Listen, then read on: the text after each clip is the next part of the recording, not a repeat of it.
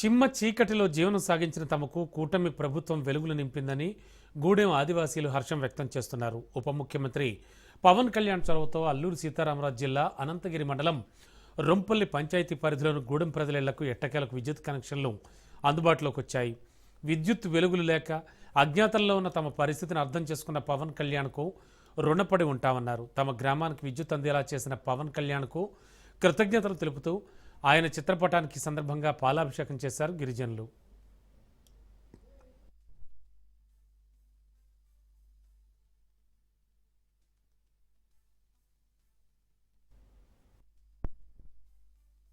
కూటమి ప్రభుత్వం ప్రతి ఒక్క వ్యక్తిని కూడా చాలా బ్రహ్మాండంగా చూసుకోవాలనే ఉద్దేశంతో, ఎవ్వరూ ఏ విషయానికి కూడా ఇబ్బంది పడకూడదనే ఉద్దేశంతో, అందరూ కూడా వాళ్ళ జీవితంలో ఎదగాలనే ఉద్దేశంతో ఇంత కష్టపడుతున్నాం.